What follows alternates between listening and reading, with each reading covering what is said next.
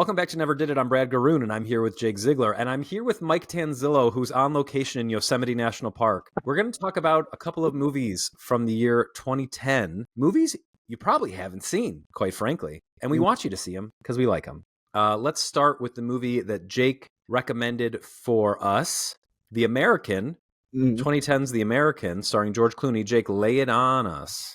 Well, I chose this movie because, like we've talked about with the later films, it can be a little dicey with trying to find one that I've seen that you haven't. Amongst these big and critically acclaimed movies. But The American was one, like you mentioned, not a lot of people have seen, and people who did see it were pretty not happy with it. I was actually working at a movie theater in Montgomery, Alabama at the time that this came out, and we had a lot of walkouts on this movie just because people were like, "What is this?" Like I see George Clooney running with a gun on the poster, like that's what I want to see, and the movie is very much not that. So it's a little bit infamous, at least in my memory from time working at movie theaters. We had probably more walkouts on that than maybe like any other movie that I remember playing like at the time there, just because people were so not enthusiastic about it. But that being said, I actually really like the movie, and I think it's a really interesting character piece about a spy who is maybe trying to get out of that life, but has just been in it for so long that it's going to be really hard for him to get out. It's very light on plot and very heavy on character. It's a really, really understated George Clooney performance where he isn't doing the things. And I love George Clooney. I think he's given him many great performances,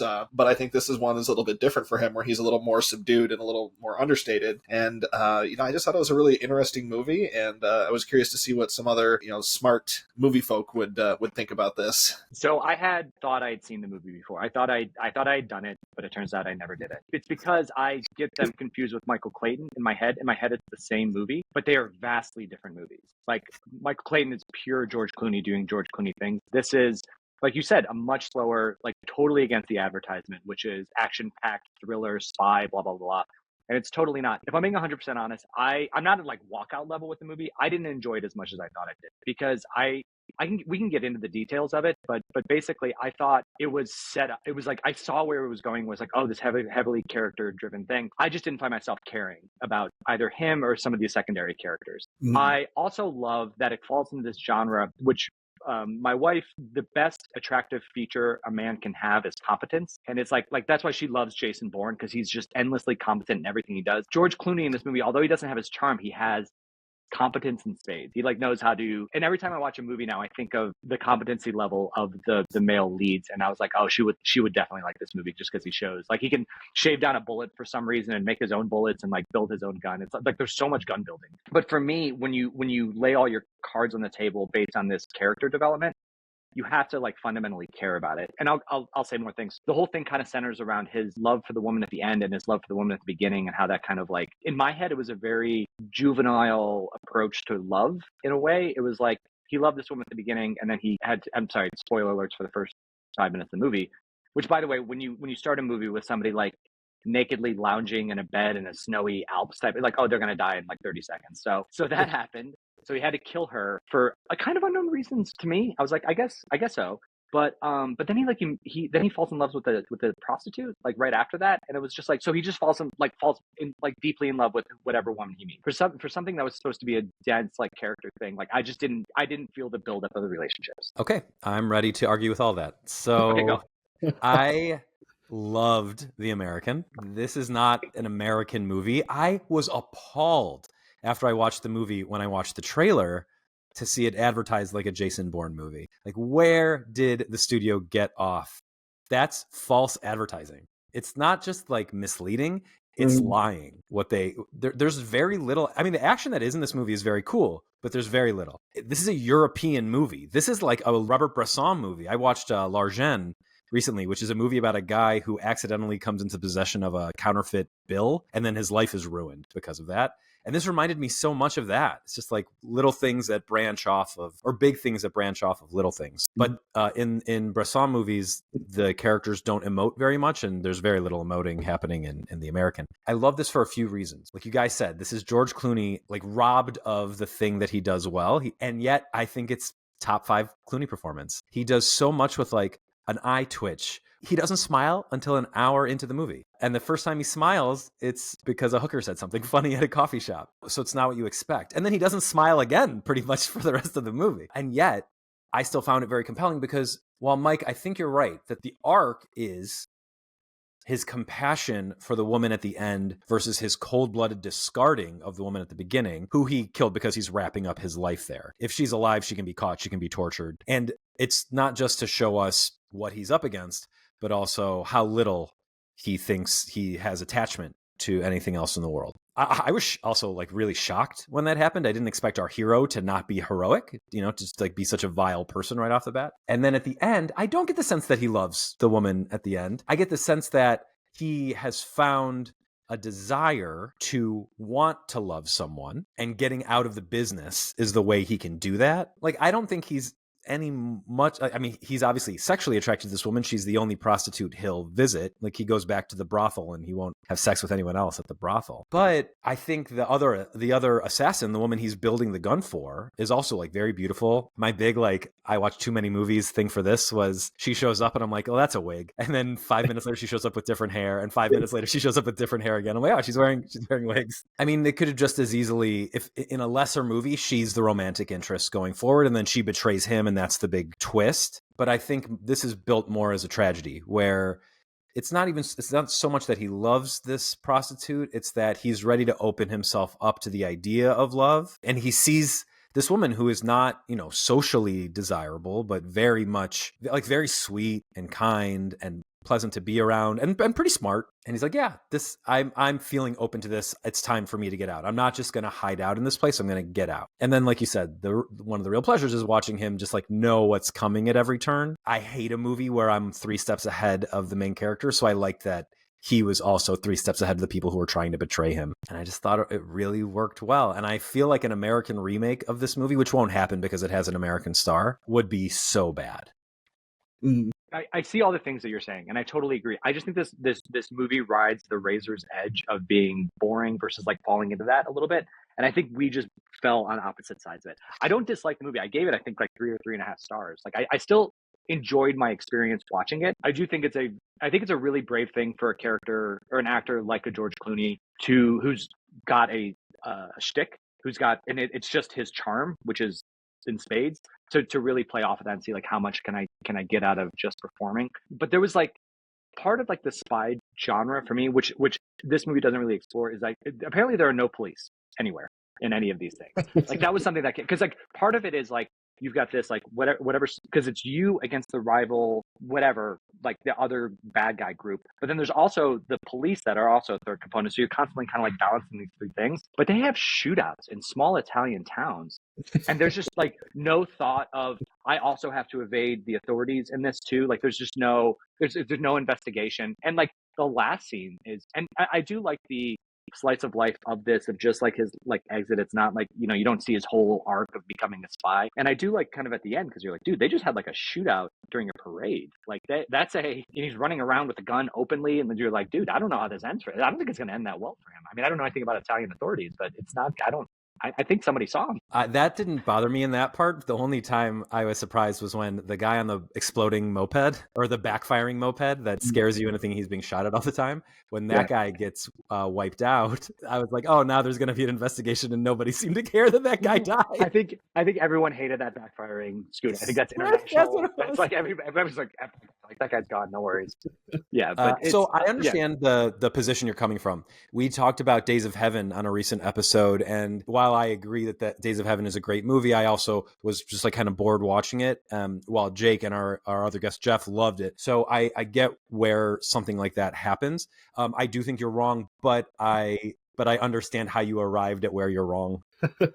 That's great. And I think if I were to watch these 2 movies in the opposite order, I may have come out differently. I watched Boy first and then this, which I was just, we'll talk about that later, but I was just like thoroughly enjoying every character in Boy. And then this one was like, it was a more muted, toned down performance. Yeah, well, I love that opening scene. I think, Brad, that was you or I think both of you mentioned it, that opening scene. What I love when he offs his his girlfriend, basically, is that there was like no hesitation in it. There was no like you don't get that build up in the movie where like, oh my gosh, something is about to happen. Like there's not that suspense build up to it. So for a movie that was again build a suspense, a lot of it there's not really suspense. It's just like he knows instinctively, like he's so competent, so ingrained in this life, he knows that he has to get rid of her, regardless of how he may or may not feel about her, and he just does it. It's just like that. Like there's no like you don't see any wheels turning or anything. It's just like he just does it, and it's shocking because you're not used to George Clooney killing an innocent person 5 minutes into the movie, and to start off a movie that way, I think is really bold. So I really love that opening, and I've always loved this director too. I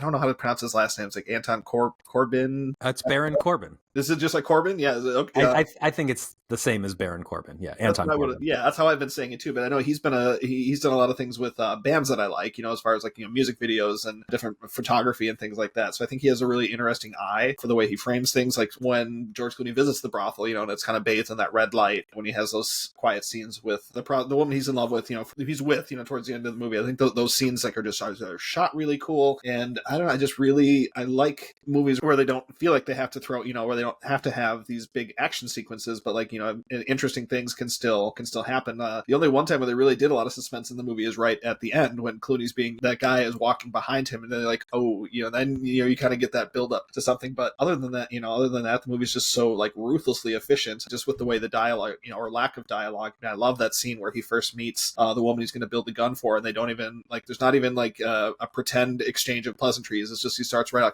range. Boom, and then he gives like all the information. Like I love scenes like that, just the construction of them. So I really like stuff like that, just how different it is from a lot of movies even now. Like it's really an outlier amongst American movies, and which is why I found the title so great too. It's like The American, but there's just so very little American about this movie. Right, he's the thing that's sticking out. You talked about a different tense scene than I thought you were going to, because the only time I felt taken out of the movie was when they're at the diner when he's delivering the gun and the ammunition to his customer, and she goes to the bathroom for a second, and we see her preparing to attack him, and he's onto her, and they go into the parking lot. The only time I got taken out of the movie was the score is telling me in this moment to be nervous. It starts like that nail going up the chalkboard sound, and I was like, but that's also telling me that nothing's going to happen. And and then of course a van full of children shows up, and so they can't fight each other. And she tells him to get a retirement plan or something like that. I don't know, something silly. I also liked his lack of trust of his love interest towards the end of the movie. There was the moments when he found the gun in her purse and he didn't know what that meant. I thought that his kind of broken trust was played out really well, and his misunderstanding of that. There's a little bit, and I wanted more of this again because I think about the competency component of it a lot. I wanted his competency in the spycraft world to contrast his lack of competency in normal real world situations. But he was just so he can't not be George Clooney at sometimes. Like he was just like, I don't agree. I think the movie did exactly what you're talking about. I think so too. Yeah. He had a very hard time connecting to the priest, who's a major character in the movie. Like we haven't talked about the priest. I love that relationship a lot. He ends up this guy who all he wants to do is be nice to him. He lies to him poorly. The very first line he says to this guy is, "I'm no good with machines," and the priest is like, "What are you? You're a liar." So he can see through him right away. Like regular people are much better at seeing through his nonsense than people in his profession, which I think works so well. It reminded me, we've talked about this movie a lot on this podcast recently, of David Fincher's The Killer, where you're expecting people in this made-up profession of hitman to act a certain way or to be good at certain things, and they're not the things that they're good at. Like, because they're probably mentally ill, so they're good at the mentally ill part of like getting ready to kill someone. But when it comes to being a part of an actual society, you can't have a dinner conversation with them.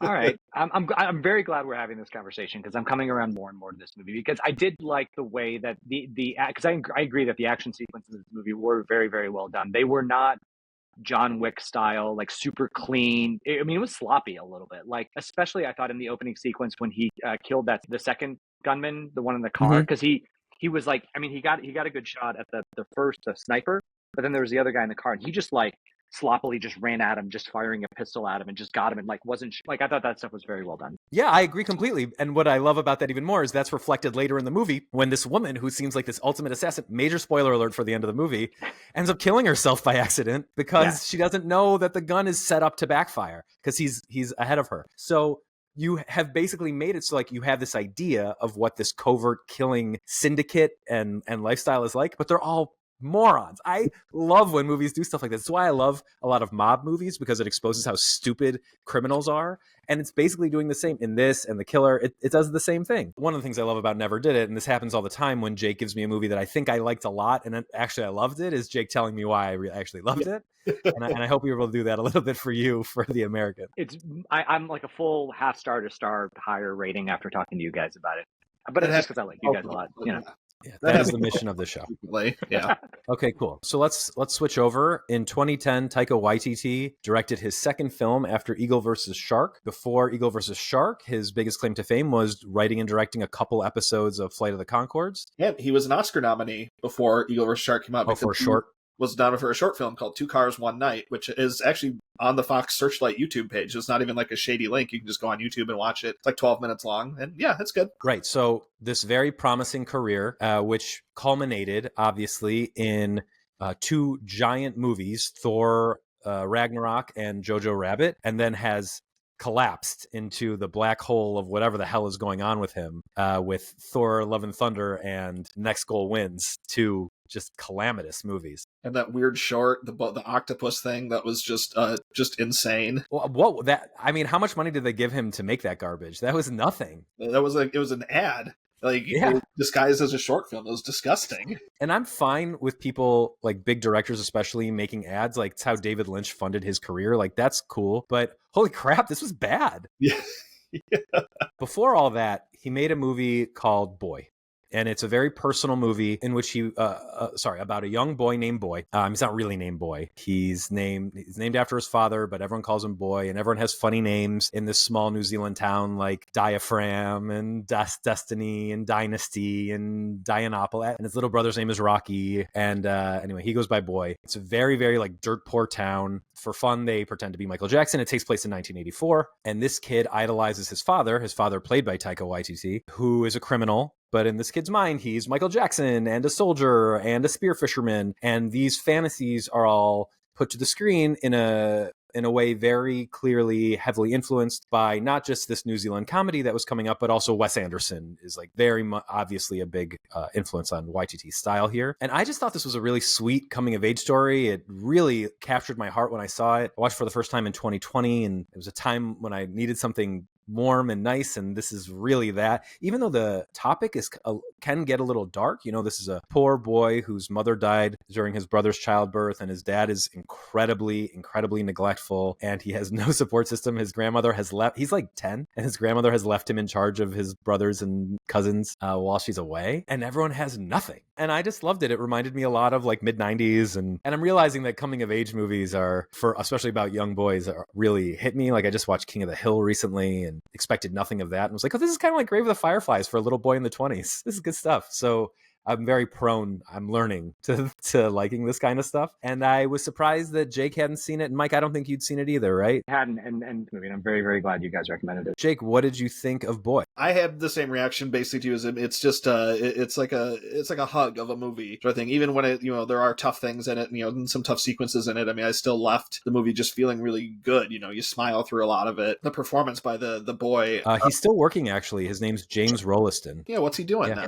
He's still working in like New Zealand movies. The kid from, I forget his name. Oh, not Tamura Morrison, from Hunt for the Wilder People, the other great Taika Waititi movie. So they're like in movies together. So yeah, he still works. Oh, that's pretty cool. His performance, is outstanding. He really leads the movie, in every scene and he's in like probably like every second of the movie. There's really nothing that happens without him. But yeah, I liked the smallness of it. It's all just in this, just really tight knit, little community. I loved all the side characters in it, like his one aunt. I really liked her and the few couple of short scenes that she had. But yeah, I just felt like a really like one of those real feeling movies. I feel like the actors in it really lived this sort of thing, and it felt very genuine. And yeah, I really enjoyed it. I smiled through a lot of it, even the tougher things. Really, the only issue I had with the movie is I didn't think YTT was particularly great in his role. And I'm not sure that he's really all that great of an actor, but it didn't really drag the movie down or anything. But there was a couple times where I noticed I was like, he's not great, but the boy is just fantastic. Rachel House is the actress who plays the aunt character, and she shows up in a ton of YTT movies, and she's always perfect. Mike, what'd you think of the movie? I thoroughly loved it. I loved every minute. I loved every beat. I loved every character. An easy 5-star movie for me. It hit all of my notes too. It's not only the coming of age thing. I love, and Brad, you probably know this, I love kid buddy comedies, The Goonies, Super 8, E.T., all that genre of children needing to bond together to solve issues because the adults are absent or they don't believe them or something along those lines. I love small feeling films that are very tight into a particular story. I also love it when films write children in believable like understanding ways, and because there were so many like small things about it, the way that, and I agree, I smiled the whole time, absolutely gut wrenched by a couple things, like the whole, sorry again for spoilers, but like the idea of a child thinking they have magical powers is so normal. It's just like, yeah, of course kids think they have magical powers, but the reason why that kid thinks he does because it was so powerful that it killed his mom during childbirth. And then at one point, the kid says, "I'm sorry for what I did, mom." And I just like, I couldn't. I just couldn't. The false memories of children, the way that boy intertwined his thoughts of Michael Jackson with his dad, with the whale spirit, but all of that leads to him having the false memory of his father there when his mother died. All of that. It was just like, oh my gosh, like everything that they introduced had a payoff that was like big, and just it was one of those movies I watched, kept thinking about, I want to watch it again immediately because I want to receive some of this stuff. And this is a small one only because it matters to me, and it's a connection that I have to my son. So I'm an artist. My son processes the world through art, which is he sees something, he thinks about it, he draws it. It's the way that he connects with things visually. It's the same way that I kind of did. I connect with him through that.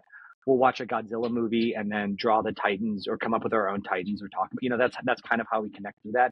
And to watch I was very connected to the younger brother character, and to watch him process everything that was going around him through art, and also that played its way through Boy and his dad, the way that they did wood carving, and it was like all of them were able to process life through creating in a way that tied them all together, that clearly made them all family, but the way they did it was so wildly different. Rachel House, is that the actress's name? That she's wonderful in everything. She's kind of the same character, but dude, she is just one of one. I've never seen anybody like her. She's great. I also just I want to slowly start introducing the insult of egg into my daily life. Don't be an egg. Like, it's so good. There was enough like visual storytelling in the movie that really kept me going. Like the way that Taika Waititi's character, he would sit in his throne. He had the gang, and he made everyone call him Shogun. There was a thing when he sat on his throne, he had the antlers behind him, and when he was like proud and cocky, antlers always up, antlers always up. And in like the last scene, he was just like kind of beat down, the antlers were askew.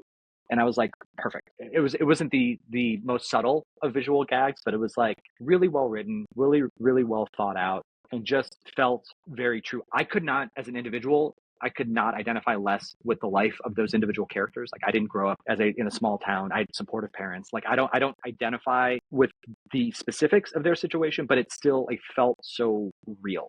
Like it felt like somebody who was speaking from a place of understanding and authenticity and all that stuff. So yeah, great movie. I think he used a lot of what he did here to great effect in future movies. This is a guy who's made 8 feature films, 6 of which are not a disaster. You mentioned like the way that he uses visual language to represent the father character, the character that he plays. Also, it's reflected in how Boy views him, because so much of the movie is Boy's fantasies about his dad. And he does that again in Jojo Rabbit, where Jojo's way of coping with the war is to imagine Hitler being his friend. And by the end of the movie, Hitler looks like he's about to die, because Hitler, and actually Hitler had killed himself. The imaginary Hitler has a bullet through his head at the end of the movie. And it also reflects how Jojo is feeling about his pride and what he believed, and all this stuff. Spoiler alert for Jojo Rabbit, after his mother is killed, how his ideas of nationalism and who to trust have shifted. And I think that's the arts here. And then just like the intense New Zealand of it all is used again in another great movie, which I touched on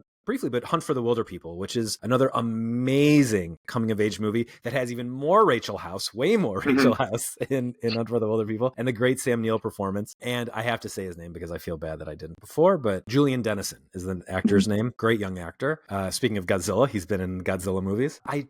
I'm praying. Waititi has another movie coming out called Clara and the Sun or something like that, starring Jenna Ortega and Amy Adams. I need for it to be at least a solid 2 hours. Like, it doesn't have to be the best movie ever. I just need for it to be okay. I need for this guy to come off of the Hollywood ride he was riding and just start making normal movies. They don't have to be big budget blockbusters. Just, you were good, man. You were so funny. Let me counterpoint that a little bit. I agree with you. I would love to see more of what he has done, because I'm a huge fan of Hunt for the Wilderpeople. I think What We Do in the Shadows is my favorite comedy of that decade. Like, it's all so good. And if he never comes back for that and just keeps making garbage commercials, okay.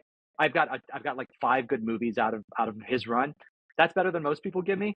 give the world, whatever. And I think, yeah, if he wants to, spiral off and to do his thing, yeah, whatever, man. You gave me some good ones. We had some good times, and that's enough. I guess my argument against that is he's pretty young. A lot of the people who are making like great movies that we love are now like quite old and probably aren't gonna give us good movies anymore. So I'd like the young guys who have a lot of power to be doing better things. And some of these old guys are like really off the deep end. I just watched Here. That's a disaster. And I wanted to like it, and I didn't. I want to say one other thing. I mean, by the way, the Wes Anderson comparisons were so I mean, it was like the first note I had 3 seconds in the movie, like, oh, this is Kiwi Wes Anderson.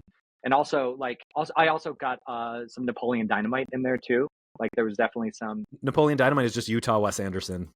Yeah, exactly. Utah Wes Anderson. I think it was Idaho, actually. But I really also like, again, like the secondary characters, like all his little friends need some shout out too. The girl that picks the weed for her father or uncle or brother, whoever that is, and then that's Chardonnay. Chardonnay, yes, Chardonnay. Yeah, just his little buddies were so good in that they all had kind of their thing, but it didn't feel comic. It didn't feel pushed. It felt like this is so real to me. And yeah, the aunt with the shop. Because usually, yeah, I think of her as Hunt for the Wilder People as like the comical nemesis, and to see her as like probably the most responsible adult, other than that one teacher that he runs into in the hallway who seems to understand everything and teaches him about the word potential, which was so good too. Anyway, I don't know. I could talk about this movie all day.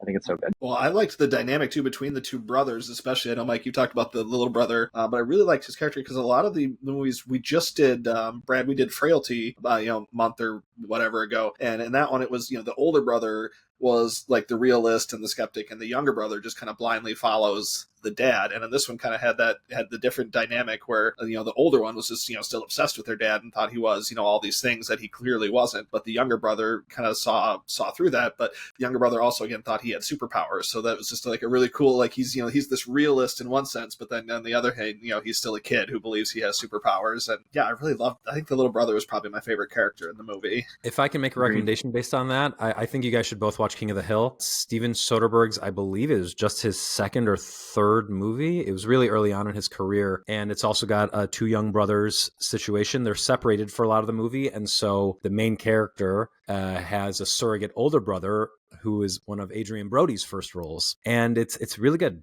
Some of it feels a little cheesy, a little like Hollywood studio movie about tearjerker, but it really turns into something kind of special, and I think like really, really underseen. You've mentioned liking coming of age movies, and I totally agree with you. There is something very interesting, and I've noticed this in real life, the way that siblings, because they're both experiencing the same things but at different ages, the way that age gap can influence things. And you see in this movie, I think his lack of connection to his dad is that he just doesn't remember ever being with him. Like the older boy is able to intermix his fantasies with actual memories. The younger brother doesn't have any actual memories of his dad, so it's all just like it doesn't connect to anything. And like I have friends who like say they're both of them, like they both emigrated to the US at the same time, but the older sibling has an accent and the younger one doesn't because of the time that they moved. Like there's different things like that about just when things happen at certain points in your childhood, or like when a tragedy happens, like how you process that.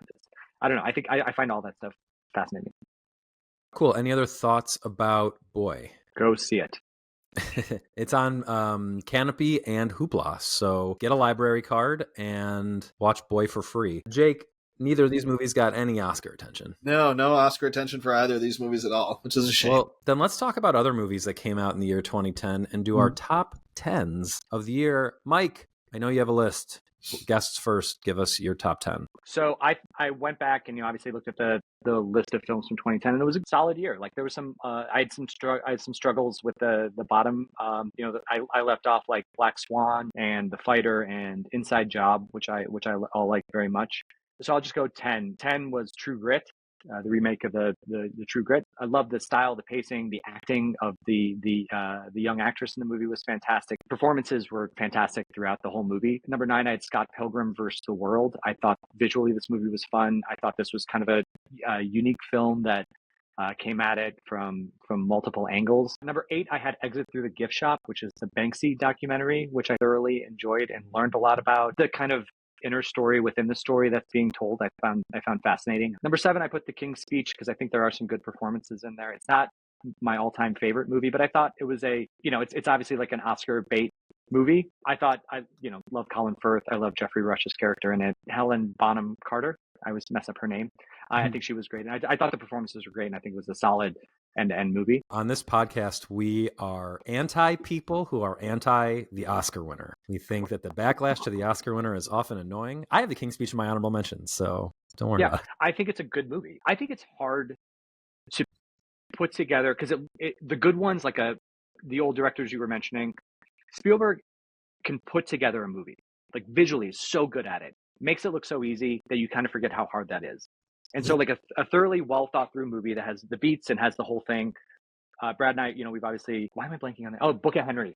We've talked about Book of Henry. If you want to really enjoy King's Speech, go watch Book of Henry first. You will be craving the structure of a well done movie. That's like any movie. You should watch Book of Henry first. It's the ginger on a sushi plate. It's such a palate cleanser to make you like the new thing. Yeah. I do have to. I will just say the director of the King's Speech is a guy called Tom Hooper, who also directed Cats. So not necessarily the best example of a guy who always knows how to make a well-crafted movie. But he also made the John Adams miniseries, which Jake somehow still hasn't seen, which is crazy to me. I mean, after filming it, it's just sometimes I don't go. So. All right, Mike, back to your list. All right, back at it. We've got number 6 was Kick-Ass. Number 5 is Inception, which I think is a visually stunning film. I think for me, I don't like when films kind of take themselves too seriously, and it's Christopher Nolan movies always just seem to take themselves so seriously for me. Like it doesn't. Brad, you've talked about Tom Hardy, and it's hard to watch him because it doesn't seem like he has joy in his performances. Christopher Nolan movies have a little bit of that to me. Of course, they're well done and the stories are great, but it's just like the whole it's a heavy all the time. It's so funny you say that because this is the only movie where Tom Hardy's having a good time. He's enjoying himself, but yeah.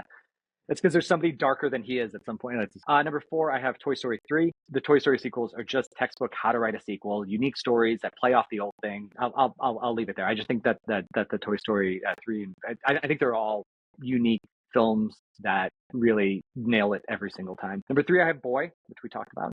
That shot up my list very quickly. Number 2 is How to Train Your Dragon. I love this movie. It totally caught me off guard when I saw it for the first time. Again, I worked in animated movies for a long time. I was expecting a DreamWorks movie because it's a DreamWorks movie, and it is not a DreamWorks movie. So heartfelt, and the end is so good. It's a story that I share with my kids. We talk about it a lot. It's just it was one of the first times where there was like a kids movie with actual consequences at the end. Like a thing happens that utterly changes the character in a way that you don't expect. I won't ruin How to Train Your Dragon. I thought it was one of the best animated movies I've ever seen. And you're really excited for the live action remake. I will see it. It's like one of those I like it so much. I will see it. But I also of all the live action remakes, which by the way, that phrase for all my visual effects artists out there is a bullshit phrase, because all of those movies are just a different way of doing 3D. It's like live action Lion King. Like, oh, really? Did they teach lions how to act? Well, that's the most egregious one because that one's just animated. But it's all like it's a different craft. It's a different way. Of doing I mean, and also thing. like the majority of the characters in all of them are still CG 3D animated. The funniest about the trailers for How to Train Your Dragon is Toothless looks exactly like Toothless. And, it's just Toothless. It's like, come on, guys, what are we doing here? I just want to push back against one thing you said. I also love How to Train Your Dragon, but we're DreamWorks defenders on this podcast. I've just recently finished watching all the DreamWorks movies. While their hit rate is not great, neither is Disney's and neither is Pixar's anymore. So, I mean, DreamWorks is doing... I'm just as excited for a DreamWorks movie now as I am for the potential of a DreamWorks movie as I am for a Disney movie at this point. I'll give you that. I mean, I worked at Blue Sky Studios, which again put out 5 Ice Age movies. I was just talking about this morning. So they're making a 6th one away from Blue Sky Studios, which I saw it. I remember when I was working at the studio, a kid wrote in, we were making like Ice Age 4 or 5, I forget which one, but a kid wrote in a letter to the studio, like, I love the Ice Age movies. I have an idea for the next sequel, and laid out a plot that was better than anything we've ever done. It was basically like, so Ice Age 1 was Manny and the crew save a human baby's life and return him to these hunters. This is a very complex relationship between Manny and the family that he lost, and then he's saving this kid, and like the group coming together, and yada, yada, yada. And the kid just wrote in the story, and he was just like, hey, I think for a sequel, I think the kid should come back as a hunter, and runs into him, and like it's them dealing with it, and then the kid trying to stop the other hunters from hunting the animals. And I was like, that sounds great. That sounds great.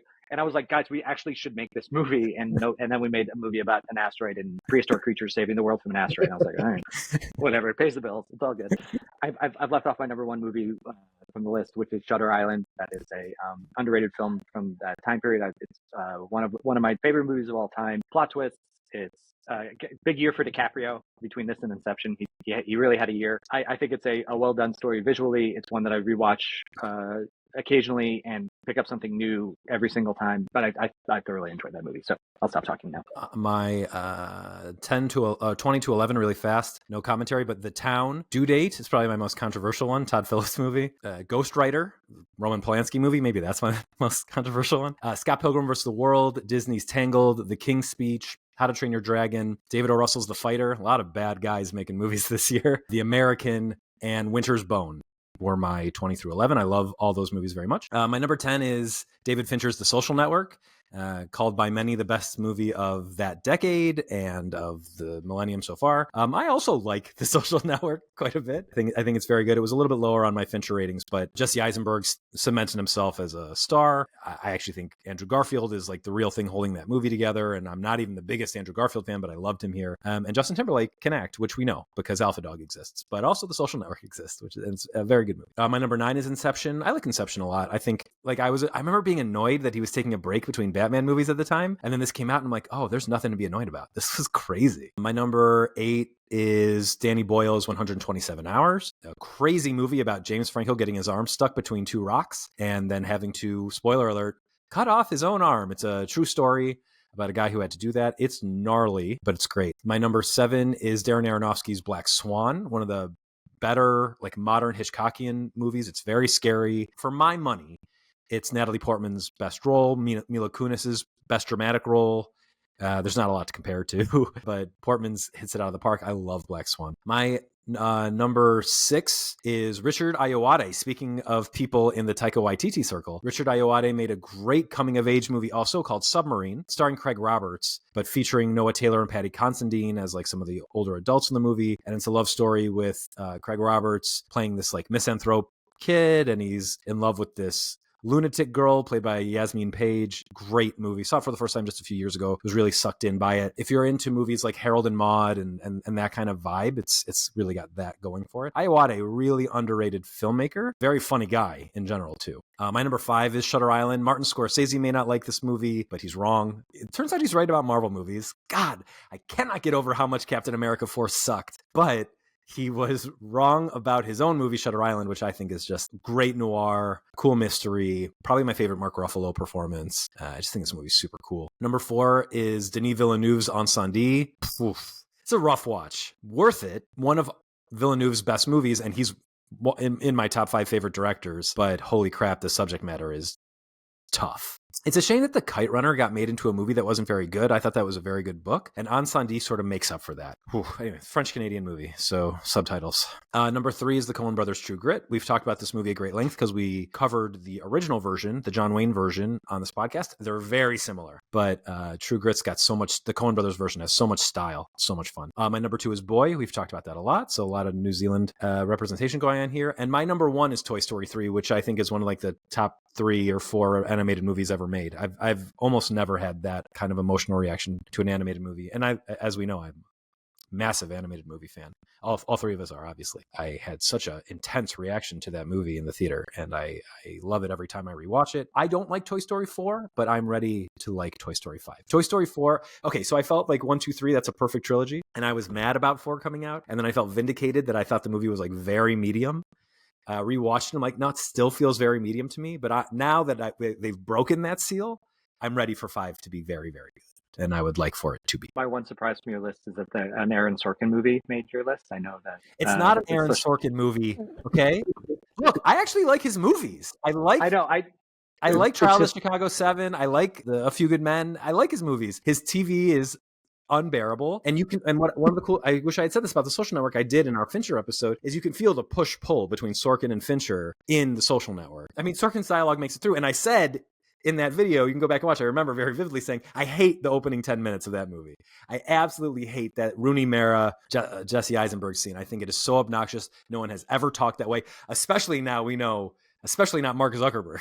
That guy can barely Yeah. string two words together. It's funny because I actually like Aaron Sorkin more, I think, more than you do. But I found the dialogue in that movie like on like the opposite of Boy, which is just like I've never seen any of these people in real life. Like I don't know. It was again a world I don't necessarily know. At the same time, like I don't feel like I felt like it was just like some cleaned up perfect version of it. By the way, Toy Story 4, a little fun bit about that one that I heard from an artist that worked on it. And one of the things about Woody's eyes in that movie is because he's pretty cloudy in the beginning about like his purpose and like what he's doing. And then there's a conversation he has with Bo Peep where I think where it all kind of just like snaps in for him. His eyes actually change from that point. His eyes are kind of murky, a little bit grayer and dimmer, the eye whites.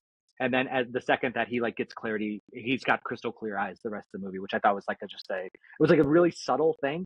But I think that's like a fun little story. So I can't hear stuff like that without thinking about Judd Apatow's Love, which was a miniseries on, a series on Netflix. It's great, so funny. Stars Paul Rust. There's a bit in the third season where he's making his own independent movie. He's just some schmuck who lives in an apartment complex for divorced dads. He's making this independent movie. And he's like, all right, bring in the fog because our main character is cloudy about his purpose. And then later on, he's got his purpose. So get the fog out of here. And whenever I hear stuff like that, I'm like, it's just that kind of crap. Yeah, I mean, that's keeps people in business. I don't know. Don't poo-poo that. It keeps a lot of artists doing what they do. All right, Jake. All right, like Brad, I'll do my 20 through 11 just without commentary, especially like a lot of these have been mentioned already anyway. So 20 through 11, I've got Harry Potter and the Deathly Hallows Part 1, 127 Hours, The Town, King's Speech, How to Train Your Dragon. Actually, we'll say one thing about How to Train Your Dragon, and that while this new remake coming out is not for us, I took my daughter to see the Dogman film, and we saw the trailer for How to Train Your Dragon, and she lit up like a Christmas tree. I mean, she's 12 years old, so like when I think about these movies, I'm like, ugh, who is this for? Then I remember that's who it's for. No, but that's bad what you're saying actually, because it's exploitative. I guarantee you, in 10 years, she's going to remember the animated one, and she's not going to remember this. Well, we'll come back when we're doing the podcast in 10 years. Well, we still will be doing it, yeah. If we're still alive. Yeah. The rest of the honorable mentions, The Fighter, another tough one, Blue Valentine with Ryan Gosling and Michelle Williams. And then my 13 through 11 is actually this trilogy of films called Red Riding. They're subtitled 1974, 1980, 1983. It's about a series of murders in England. It actually stars Andrew Garfield in one of them. David Morrissey is in another one of them. Patty Considine is in another one of them. But it's three very different movies all kind of about the same thing. And they're all really, really cool. I am shocked and very pleased that you would put TV movies in your list. Were those TV movies? Is that what it was? Yeah, I don't remember why. Like, I don't remember what the impetus was for me to see them. I don't know who had like recommended them to me or whatever. But yeah, they're just great. I mean, I'm all for TV movies. I think there's a lot of hidden gems in TV movies. I mean, great is great. Speaking of great, my number 10, we talked about at great length. I have The American. My number 9 is the best foreign film Oscar winner from that year. It's a movie called The Secret in Their Eyes. Was then remade into a terrible Julia Roberts, Chiwetel Ejiofor version, but the original, it's in Argentina. I want to say it was from Argentina. Yeah, really cool mystery movie with one of those just great endings that'll stick with you forever. My number 8, mentioned on both of your lists also, is True Grit. I love the Coens. I love Jeff Bridges. Haley Steinfeld was nominated for supporting actress for this movie, which I think is such a crock. I think, category fraud comes up every year, but there's no way she is not the lead of that movie. Insanity. Number 7, a movie I don't think a lot of people have seen and probably wouldn't even recognize, this movie with Paul Giamatti and Dustin Hoffman called Barney's Version. Just a really wild character piece, or Giamatti is just as good as he's ever been in anything else, and Dustin Hoffman is his dad. Their dynamic is just great. It's a really, really cool movie. My number 6 is the one we've also both mentioned, Black Swan, just awesome. Yeah, I also agree. Natalie Portman's best role. Mila Kunis is great in this, and Vincent Cassel also just outstanding in that. Number 5, I think, Brad, I think this was on your honorable mention list, but Deborah Granick's Winter's Bone, the first movie I saw Jennifer Lawrence in, and I was like, oh, she is really good. And then, as it turned out, she is really good and has continued to be good over the years. But it's really a bleak movie, but really, really well made. Number 4, a film by a director named Jacques Audiard, who is currently nominated for Best Director for his, well, let's say, just controversial Emilia Perez. But in 2010, he had a movie come out called A Prophet, jail, a drama, like a crime drama. A lot of it takes place in jail. The movie is just unbelievably cool. Just knocked me out the first time I saw it. I think I went and saw it living in Omaha at the time, and I worked at an art house type theater, and if you volunteered there, which I did, I volunteered there, you would get tickets like to come back and see a movie for free. And I remember seeing A Prophet, and then I went back and I think I saw it like 3 or 4 days later again, because like this movie is just dynamite, and I still love it. It's very, very cool. 3 through 1 are going to be all very familiar. Number 3 for me is Inception. Yeah, it's awesome. Everybody's cool in it, and it's just a cool movie. And we watched it fairly recently. It holds up. I love it so much. Very cool, like theatrical experience, like most Nolan movies you like to see on a big screen. Very, very cool. My number. Not sure it makes any sense, but it's very cool. Doesn't have to. It didn't bother me. And then my number 2 is Toy Story 3, which, like you guys have echoed, is just an amazing movie in every aspect. Brad, you mentioned never having like an emotional reaction like that in an animated film, but the amazing thing about Toy Story 3 is that there's 2 of those, because you get the one where they're going down the incinerator, and Buzz reaches out his hand to Woody, which is just kills me. I can't even think about it. And then you get the one again at the end with Andy giving his toys to Bonnie. You get that 1-2 punch. It's really hard to top. Toy Story 3, arguably one of maybe the greatest sequel ever, at least maybe the greatest threequel ever. And then my number 1 is, I do love The Social Network, and all the nice things that we've said about it already hold true for me as well. But hard choice for me between those top 2. I think they're both just so great. It gave us Armie Hammer, and isn't that the most important thing? You know what? It's pretty good in this. My favorite Bradism of all time, which your heart was in the right place, but you just picked the wrong one, is when the story about Jared from Subway came out. And you can totally edit this out, but it was like, no, I stand by what I said. It was so funny because it was like the story of Jared from Subway came out and everyone dumped on me. You're like, guys, the story isn't done yet. Like, it's just an accusation. And it's like, oh no, you picked the wrong horse on that one. I didn't say he's innocent. I never said he was innocent. No. I said I hate the way a story breaks. And you know why I was right? Well, I wasn't wrong about Jared. I said he could be guilty. I was right because this immediate jumping down the throat of everybody that gets accused of anything got us Trump again. Because the backlash to all the immediate, cancel immediately. I was correct. People should have listened to me. Jared should still be rotting in prison. That's fine. I'm glad you remember that. Every time it's mentioned, it's I just Brad got him. It was just every time it pops up in my head. Okay, we'll be back next. Thank you, Mike. Do you have anything you'd like to plug? Maybe your Substack, which I like reading very much. Yeah. So, well, first off, thank you guys so much for having me. I thoroughly enjoy your podcast. I'm a huge fan. I've got more. You introduced me to 2 movies I hadn't seen before. I've added 3 movies to my list since we started recording this, between Submarine, King of the Hill, and Barney's version. By the way, I genuinely thought you were talking about the TV show King of the Hill when you first. I was like, I guess it's a coming of age, but he doesn't age at all. So sure, whatever. No. Thank you guys so much for having me on. Yeah, so I write a Substack called The 3D Artist. Like I said, I've been a 3D artist for 25 years. I did it on animated films for a while. I now work at Adobe doing that thing. So I talk about being a 3D artist, not only in film, but how it's kind of spread into other industries as well. So 3D artists for being a fashion designer and all these other things. So one day I'll give you feedback about it that isn't just about spelling mistakes. Yeah.